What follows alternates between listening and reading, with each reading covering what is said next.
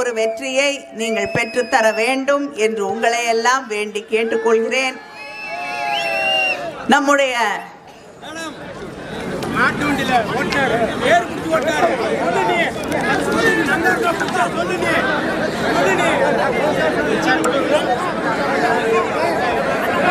நம்முடைய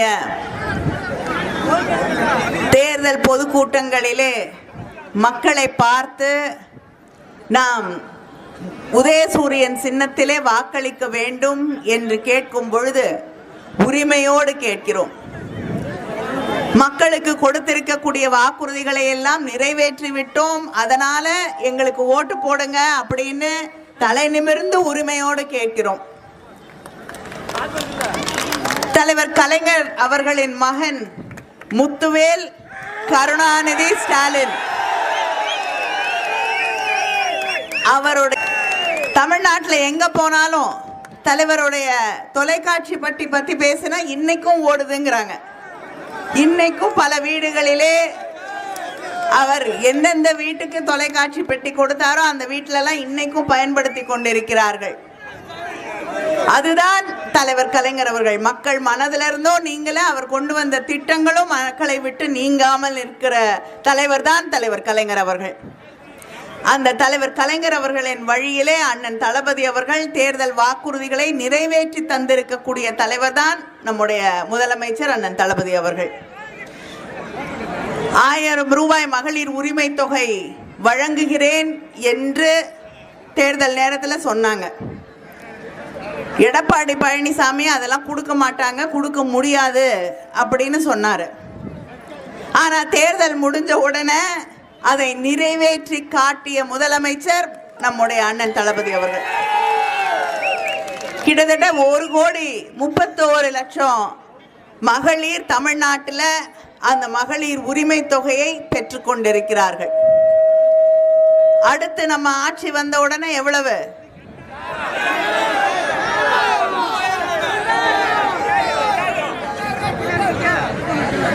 நீங்க தானே வாங்க போறீங்கம்மா, தெரியுமா இல்லையா? எவ்வளவு? உங்களுக்கெல்லாம் இல்ல, அவங்களுக்கு தான். மகளிர் உரிமை தொகை 2000 உயர்த்தி வழங்கப்படும். அதே போல விடியல் பயணம் முதலமைச்சர் அவர்கள் பதவி ஏற்றுக்கொண்ட ஆட்சி பொறுப்பேற்றுக்கொண்ட போது முதல் கையெழுத்து மகளிருக்கான விடியல் பயணம். இன்னைக்கு சராசரியாக பெண்கள் 800லேருந்து 1000 ரூபாய் வரை அந்த விடியல் பயணத்தால் ஒவ்வொரு மாதமும் சேமித்துக் கொண்டிருக்கிறார்கள். தமிழ் புதல்வன் என்ற அந்த திட்டத்தின் வழியாக, புதுமை பெண் என்ற திட்டத்தின் வழியாக கல்லூரியில் போய் படிக்கக்கூடிய மாணவர்களுக்கு மாணவிகளுக்கு மாதம் 1000 ரூபாய் வழங்கி கொண்டிருக்கக்கூடிய ஆட்சி, லட்சக்கணக்கான மாணவர்கள் பயன்பெறக்கூடிய வகையில் வழங்கி கொண்டிருக்கக்கூடிய ஆட்சி திராவிட முன்னேற்ற கழக ஆட்சி. காலையில பள்ளிக்கூடத்துக்கு போற பிள்ளைங்க மதிய வரைக்கும் பசியோடு இருக்கக்கூடாதுங்கிறதுக்காக காலை உணவு திட்டம் 1வது வகுப்பு முதல் 5வது வகுப்பு வரை இருக்கக்கூடிய பிள்ளைகளுக்கு காலை உணவு திட்டத்தை தந்து கொண்டிருக்கக்கூடிய ஆட்சி திராவிட முன்னேற்ற கழக ஆட்சி. இப்படி எத்தனையோ திட்டங்களை ஒவ்வொரு நாளும் உருவாக்கி தந்து கொண்டிருக்கக்கூடிய நம்ம பார்த்து தேர்தல் வாக்குறுதிகளை நிறைவேற்ற மாட்டாங்கன்னு சொல்லி, தேர்தல் வாக்குறுதினா என்னன்னே தெரியாத எடப்பாடி பழனிசாமி அதை நிறைவேற்றுறதுனா என்னன்னே தெரியாதவர் சொல்லிக்கிட்டு இருக்காரு. உங்களுக்கு நினைவு இருக்கும், 2016 ஒரு தேர்தல் அறிக்கையை அதிமுக வெளியிட்டது. அதுல 27வது பக்கத்துல 31வது வாக்குறுதி என்னன்னா, உங்களுக்கு ஞாபகம் இருக்காதுன்னு நினைக்கிறேன். அனைத்து குடும்ப அதிமுக தேர்தல் அறிக்கை, அனைத்து குடும்ப அட்டைதாரர்களுக்கும் கைபேசி செல்போன் விலையின்றி வழங்கப்படும். யாராவது வாங்குறீங்களா? உங்களுக்கு ஞாபகமாக இருக்கா சொன்னாங்கன்னு? இல்ல, அவங்களும் மறந்துட்டாங்க, கொடுக்கவே இல்லை, ஒன்று கூட கொடுக்கல. வாங்கினவங்க யாராவது இருந்தா சொல்லுங்க, ஒருத்தர் கூட இல்லையா? அதனால தேர்தல் வாக்குறுதியை முழுமையா நிறைவேற்றாத பெருமை யாருக்கு இருக்கு? எடப்பாடி பழனிசாமிக்கு. ஒரு செல்போன் கூட கொடுக்கல. சரி, செல்போன் தான் கொடுக்கல, அம்மா பேங்கிங் கார்டு, அம்மா வங்கி அட்டை, அதாவது சாதாரண சாமானிய மக்கள் வங்கிக்கு போகும்பொழுது பயன்படுத்துவதற்காக கடன் வாங்குறதுக்கு அவங்களுக்கு வேற ஏதாவது தேவைகள் இருந்தால் பேங்க்ல பயன்படுத்துறதுக்கு ஒரு கார்டு, வங்கி அட்டை கொடுக்குறேன்னாரு. அந்த அட்டையவாது கொடுத்தாரா? யாரும் வாங்கல. இந்த லட்சணத்துல தேர்தல் வாக்குறுதிகளை எல்லாம் நிறைவேற்றாத பழனிசாமி நம்ம பார்த்து தேர்தல் வாக்குறுதிகளை நம்முடைய முதலமைச்சர் நிறைவேற்ற மாட்டார் என்று சொல்லிக் கொண்டிருக்கிறார். நாம் நிறைவேற்றி இருக்கக்கூடிய வாக்குறுதிகளை பட்டியலிட ஆரம்பிச்சா காலை வரை நான் பட்டியலிட்டுக்கிட்டே இருக்க முடியும். ஏன்னா நம்முடைய திட்டங்களால் பயன்பெறாத ஒரு வீடு கூட கிடையாதுன்னு சொல்லக்கூடிய அளவுக்கு திட்டங்கள். தாயுமானவர் திட்டத்தின் வழியாக வீடு தேடி வந்து முதியவர்களுக்கு, மாற்றுத்திறனாளிகளுக்கு வீட்டில் கொண்டு வந்து ரேஷன் பொருட்களை கொடுக்கக்கூடிய திட்டம். வீடு தேடி மருத்துவ வசதிகளை கொண்டு வந்து சேர்க்கக்கூடிய திட்டம் என்று அடுக்கிக் கொண்டே போகலாம். அதுபோல ரோடு ஆக்சிடென்ட் ஆயிடுது, 1 மணி நேரத்துக்குள்ள அவங்கள ஹாஸ்பிட்டலில் சேர்த்தா உயிரை காப்பாற்றிடலாம். அதுக்காக அரசாங்கமே அதற்கான செலவினை ஏற்றுக்கொள்ளும் என்று சொல்லக்கூடிய இன்னுயிர் காப்போம் நம்மை காக்கும் 48 என்ற திட்டம். கலைஞர் கனவு இல்லம், கோயில் நிலங்கள். திமுக ஆட்சிக்கு வந்தா ஹிந்துக்களுக்கு எதிராக இருப்பாங்க அப்படின்வாங்க. 4000 கோயிலுக்கு மேல குடமுழுக்கு செஞ்சிருக்கக்கூடிய ஒரே ஆட்சி திராவிட மாடல் ஆட்சி. கோயில் நிலங்களை காப்பாத்துறேன்னு சொல்றவங்க நிறைய பேர் சுரண்டி இருக்காங்க. ஆனா 7500 ஏக்கர் கோயில் நிலங்களை காப்பாற்றி மீட்டிருக்கக்கூடிய ஆட்சி நம்முடைய முதலமைச்சர் அண்ணன் தளபதி அவர்களுடைய ஆட்சி. இப்படி ஒவ்வொரு நாளும் மக்களுக்கான திட்டங்களை உருவாக்கி தந்து வெற்றிகரமான ஒரு ஆட்சியை நடத்தி கொண்டிருக்கக்கூடிய நம்முடைய முதலமைச்சர் அண்ணன் தளபதி அவர்கள் மீண்டும் ஆட்சி பொறுப்பிற்கு வர வேண்டும் என்று தமிழ்நாட்டு மக்கள் காத்து கொண்டிருக்கிறார்கள். ஏன்னா நமக்கு எதிரணியில் இருக்கக்கூடிய கூட்டணி தமிழ் மக்களுக்கு எதிரான கூட்டணி. ஒன்றிய அரசாங்கம், அமித்ஷா, மோடி 2 பேருமே தமிழ்நாட்டுக்கு எதிரானவர்கள். தமிழ்நாட்டுக்கு கொடுக்க வேண்டிய நிதியை கொடுக்கறது இல்லை, நம்ம பிள்ளைங்க படிக்கிறதுக்கான நிதியை கொடுக்கறது கிடையாது, மொழி வளர்ச்சிக்காக கொடுக்க வேண்டிய நிதியை கொடுக்கறது கிடையாது, மெட்ரோ ரயில் கேட்டா கூட கொடுக்க மாட்டேங்கிறாங்க. தொடர்ந்து ஹிந்தி திணிப்பை செய்து கொண்டிருக்கக்கூடியவர்கள். ஹிந்தி படிச்சாதான் நம்ம பிள்ளைங்க படிக்கிறதுக்கு பணமே கொடுப்பேன்னு சொல்லக்கூடிய ஒரு ஒன்றிய அரசாங்கம். அவர்கள் நமக்கு எதிராக, தமிழகத்திற்கு எதிராக ஒரு கூட்டணியை அமைத்திருக்கிறார்கள்.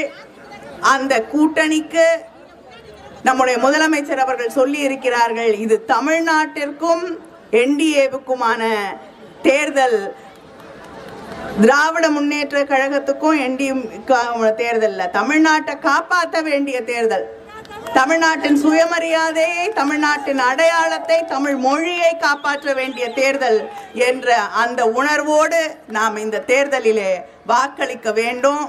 திராவிட முன்னேற்ற கழகம் மறுபடியும் ஆட்சி பொறுப்பிற்கு வரும். வந்த உடனே உங்களுக்கு தெரியும், இல்லத்தரசிகளுக்கு எவ்வளோ 8000 ரூபாய் கூப்பன். அவங்க சொல்றாங்க ஃப்ரிட்ஜ் கொடுக்குறேன்னு. உங்க வீட்டில் ஒரு ஃப்ரிட்ஜ் இருந்தா என்ன பண்ணுவீங்க? இன்னொரு ஃப்ரிட்ஜை வச்சுக்கிட்டு இல்லையா? அதனால உங்களுக்கு எது தேவையோ அதை வாங்கிக்கோங்க என்று நம்முடைய முதலமைச்சர் அவர்கள், ஃப்ரிட்ஜ் தேவைன்னா ஃப்ரிட்ஜ் வாங்குங்க, வாஷிங் மிஷின் தேவைன்னா அதை வாங்குங்க, இல்லைன்னா இன்னொரு டிவி வேணுமா அதை வாங்குங்க என்று 8000 ரூபாய் கூப்பன் தருகிறேன், உங்களுக்கு வேண்டியதை வாங்கிக் கொள்ளுங்கள் என்று முதலமைச்சர் அண்ணன் தளபதி அவர்கள் சொல்லியிருக்கிறார்கள். தமிழ் புதல்வன் புதுமை பெண் திட்டத்தின் வழியாக 1000 ரூபாய் வழங்கி கொண்டிருக்கிறார்கள். மாதம் படிக்கக்கூடிய பிள்ளைகளுக்கு, கல்லூரியில் படிக்கிற பிள்ளைங்களுக்கு இனிமேல் அது 1500ஆக உயர்த்தி வழங்கப்படும். மடிக்கணினிகள், லேப்டாப் அடுத்த 5 வருஷத்துல 35 லட்சம் மாணவர்களுக்கு, 35 லட்சம் மாணவர்களுக்கு மடிக்கணினிகள் வழங்கப்படும். படிச்சுட்டு வர படிக்கிற பிள்ளைங்களுக்கு 1500 ரூபாய் கொடுக்குறீங்க. முடிச்ச உடனே வேலை கிடைச்சிருமா? 2-3 மாசம் ஆகும். அந்த வேலை கிடைக்காத 6 மாதத்திற்கு உங்களுக்காக நான் முதல்வன் திட்டத்தின் வழியாக வேலை கிடைக்கிறதுக்கு பயிற்சிகள் வழங்கப்படும். அந்த பயிற்சி வழங்கப்படக்கூடிய 6 மாதங்களுக்கு அவர்களுக்கும், படித்து முடித்து வேலை தேடக்கூடிய இளைஞர்களுக்கும் மாதம் 1500 ரூபாய் வழங்குவேன் என்று சொல்லக்கூடிய முதலமைச்சர் நம்முடைய முதலமைச்சர் அவர்கள். அதே போல முதலமைச்சர் மருத்துவ காப்பீட்டு திட்டம், ஆண்டு வருமானம் 5 லட்சமாக இன்று உயர்த்தப்பட்டிருக்கிறது. காப்பீட்டு தொகை 5 லட்சத்திலிருந்து 10 லட்சமாக உயர்த்தி வழங்கி இருக்கிறார் நம்முடைய முதலமைச்சர் அவர்கள். முதியோர் உதவித்தொகை 1200 2000 உயர்த்தப்படும்.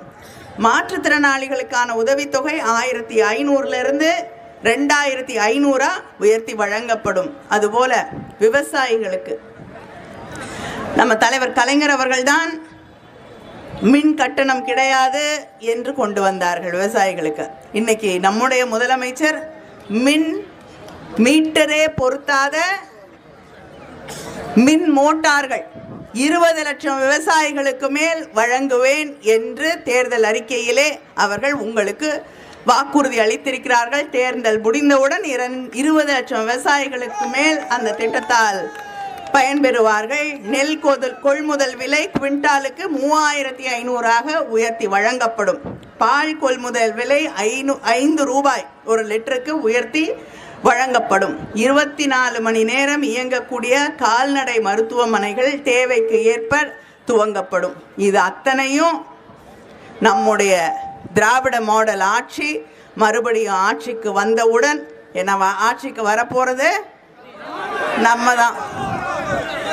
தமிழ்நாட்டு மக்கள் தங்களுடைய வாக்குகளை வீணாக்க மாட்டாங்க. யார் தமிழ்நாட்டுக்கு துரோகம் செய்யக்கூடியவர்கள்னு தெரியும். அந்த துரோக கூட்டணிக்கு ஓட்டு போட மாட்டாங்க. அதே போல நடுவுல நான் தான்னா அது வீணா போற ஓட்டு. அதனால ஓட்டை வீணாக்க மாட்டாங்க.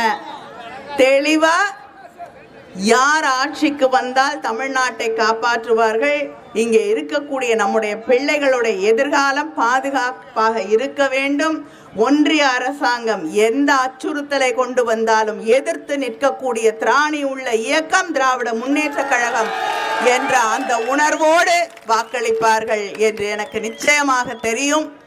மறவாதீர்கள், உங்களுடைய வேட்பாளர் சூரியனூர் சந்திரன் அவர்களுக்கு